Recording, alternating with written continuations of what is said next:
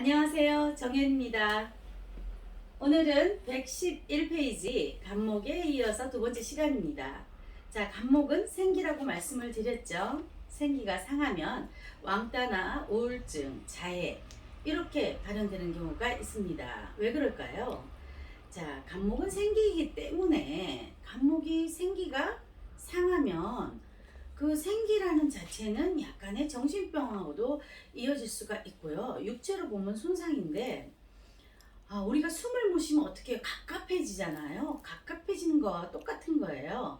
그게 내수와 개수와 뇌수를 상징하는 개수와 영향이 있고 우리가 정화를 상징하는 중력하고도 밀접한 관계가 있기 때문에 모든 에너지, 10개의 에너지는 서로 융합해서 밑에 어떤 존재를 깔고 그 위에서 다른 에너지로 생겨나기 때문입니다. 한 개의 에너지는 한 개 독립적으로 어떤 의미를 지니지만 결과적으로는 같은 어떤 연결돼서 에너지들이 발현되기 때문에 그 속에는 전혀 연관성이 없다고 말할 수가 없기 때문입니다. 그래서 우리가 개수가 잘못돼도 정신병이나 이런 쪽으로 발현될 수 있듯이 간목의 이런 생기도 결국은 우리가 수화의 작용에 의해서 상하게 되면 정신적인 문제로 발현될 수 있다고 볼 수 있습니다. 그래서 생기는 사람과 사람 사이의 연결을 주도하는데 그 사람의 사주의 생기가 상하게 되면 주변의 사람들도 자꾸 그 사람을 멀리하게 되는 경우가 생기죠. 참 이상합니다. 그래서 사주 예문으로 한번 살펴보도록 하겠습니다. 자, 첫 번째 사주는 정묘, 무신, 갑인, 신미입니다. 이 사람은 유명 대학을 다니고 머리도 똑똑하고 굉장히 잘하는데 사주에 보시면 무신달에 이런 수기가 전혀 없습니다. 신월에는 많은 수기를 필요로 하지 않지만 우리의 간목 생기는 수기가 기본적으로 조금씩 따라줘야 됩니다. 이분은 평상시는 굉장히 똑똑하고 공부도 잘하고 모범적인 학생인데 술만 들어가면 약간 폭력적이 되고 자꾸 다혈질적인 성격이 나오면서 왜 우리가 술만 먹으면 이상해지는 사람들이 있죠. 그게 바로 정신병의 일종이라고 보는데 그냥 우리가 그냥 봤을 땐 저 사람 너무나 얌전해 너무나 괜찮아 하는데 술을 먹여보면 그 사람의 어떤 나쁜 점이 드러나는 경우가 종종 있습니다. 이분도 그래서 2013년도 개사년에 어떤 그런 자해를 시도하면서 강박증에 시달리고 이상한 게 막 정신병 쪽으로 발현이 돼가지고 주변 사람들이 굉장히 안타까워하는 경우가 있는데요. 자, 개운법을 그때 설명해 드렸듯이 약간의 개운법이 필요한 학생입니다. 우리가 일반적으로 봤을 때는 전혀 이해를 못 하는데요. 사주 명리를 공부하시는 여러분께서는 이렇게 돼서 이렇게 된다는 거를 이해하시고 상담하실 때 이런 사주가 보이시면 좋은 개운법으로 이렇게 그 사람들을 조금 달라질 수 있게끔 지도해 주시는 것도 굉장히 필요하다고 생각합니다. 자, 두 번째 사주는 남자분인데요. 병호, 경인, 경신, 을류의 사주를 갖고 계십니다. 우리가 인월에는 특히나 이런 시공학에서 말하기를 굉장히 임수를 필요로 한다. 수기가 당연히 필요로 하는데요. 이분도 이 병호로 경경을 을유에 유금, 신금 다 그 금들을 이런 살기를 달구고 있는데요. 인월의 수기로 일단은 채워줘야 되는데 수기가 너무 말랐죠.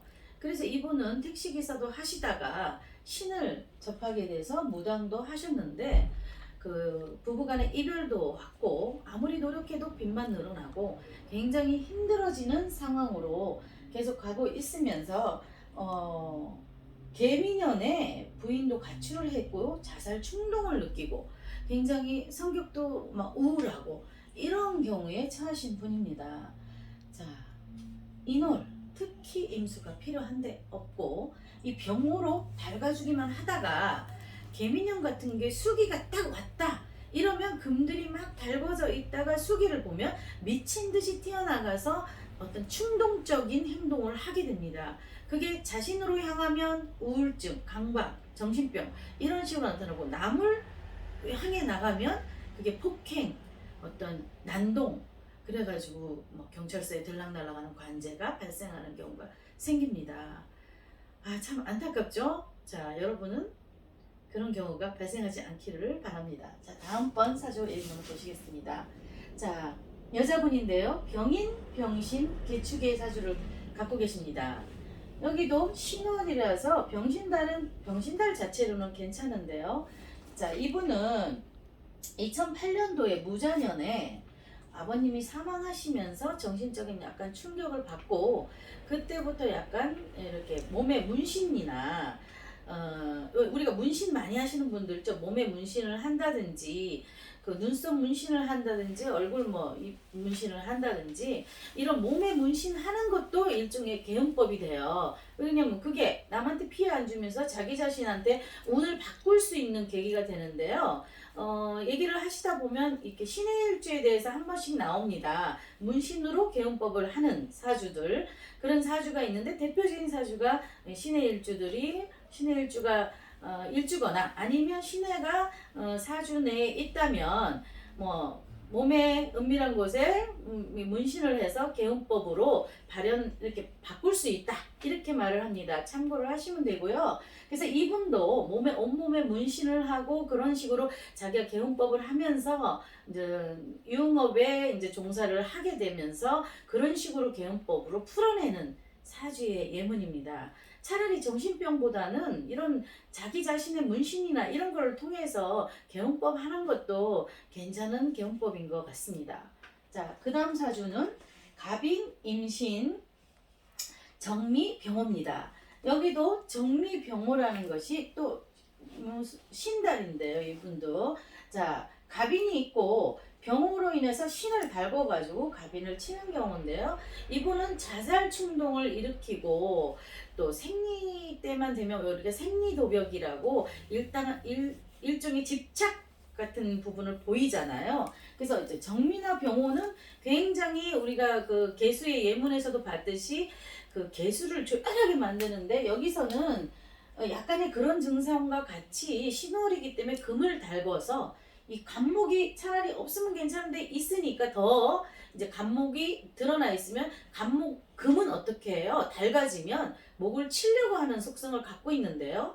이렇게 가만히 있다가 이 수기가 발현되는 의외로 임계수가 떴다든지 지지로 해자가 왔을 때는 특히나 그런 충동이 더 발산돼서 우리가 도벽이라는 것, 특히 생리대 도벽은 우리가 법으로도 뭐 인정한다고 하는 법이 있잖아요.